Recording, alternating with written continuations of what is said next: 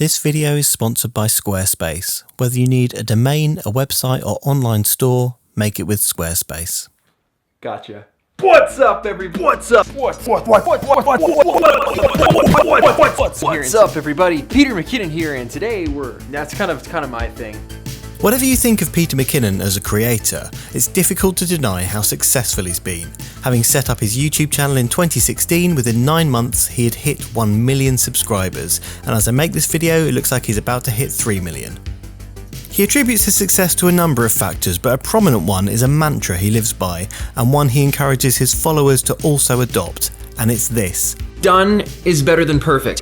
Done is better than perfect. Basically, don't spend ages finessing the details of the things you make, just make something, finish it, evaluate what works and doesn't work, and start something new with better knowledge. Sounds good, right? But then I thought about all the times that I produced my most successful work. And in those times, I didn't take the done is better than perfect approach at all. In fact, what marks those times out particularly is adopting almost the reverse of that philosophy. Let me give you an example to explain what I mean a bit more.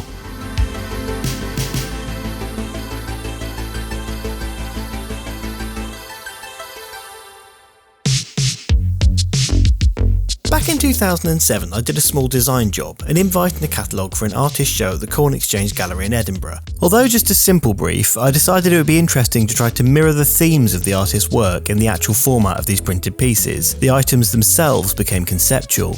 I won't go into too much detail of this, but this was probably my most well-received work from my time as a graphic designer. The piece ended up winning some industry awards, it was featured in a fair few reputable design magazines and online blogs, and remains to this day probably the design project I'm most proud of creating. But a certain memory from creating this project really sticks out in my mind, and it was when I was just finishing up the artwork for the project, and it was late in the day, most people had gone home and I was still in the studio, and all I wanted to do was to leave, get the tube home, lie on the sofa and watch TV because I was tired. So I took the artwork over to show my creative director, and he said something that really stuck with me. He looked at it and he went, "Oh yeah, that's good enough. You could call it a day, you could go home, but I know you're capable of putting in that extra little bit of effort, that extra little bit of time just to tighten everything up, to make it just that little bit better. And it's that extra little bit of rigour that separates the good work from the great work." And so I stayed and I put in the extra time and I tightened up all the bits that were a little bit sloppy and I got it looking really, really good. And I think it was that extra little push that elevated it to the level where it received the awards and got recognised. I've thought about this over time, and I think it's this philosophy, just putting in that extra little push towards perfection, that is the key to make your work really outstanding. And when I say outstanding, I mean exactly that, standing out from the rest. Imagine that we had 5 different pieces of work, A, B, C, D and E, and imagine that they are all of a high standard, but that the creator of artwork D just put in that extra push, that extra level of rigour, and as a result, D is just that little bit better than the others. Now, if these were images, which photographer are people going to hire? Which one of these works is a publication going to pick for its feature? The effects of being just that little bit better are exponential. A small improvement over the rest means a big difference in its level of success.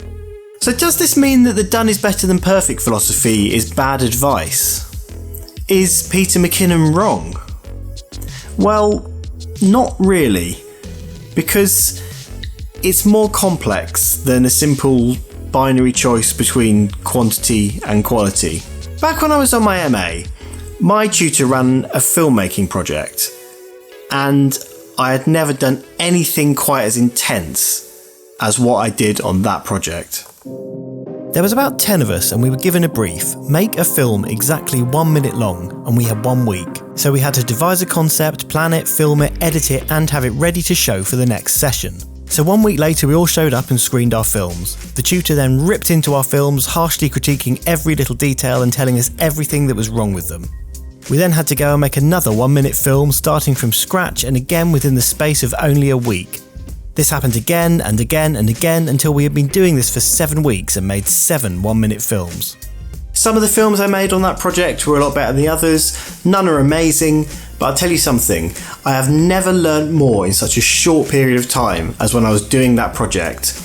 When I'd finished those 7 weeks, I was 10 times the filmmaker I was when I started it. And this is the essence of Peter McKinnon's mantra. Because Peter McKinnon's mantra, Philosophy A, is a mantra for learning. And that extra push approach, the driving for perfection, Philosophy B, is an approach for creating successful work.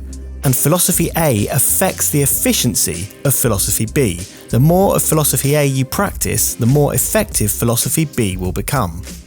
But it's also more than that. When interviewed on the subject, McKinnon states that this is actually advice to avoid overthinking things. And while he talks about this in the context of being motivated to start creating without your brain holding you back, one could also view this as a championing of working intuitively rather than analytically. And that is something I wholeheartedly support as a method for creation.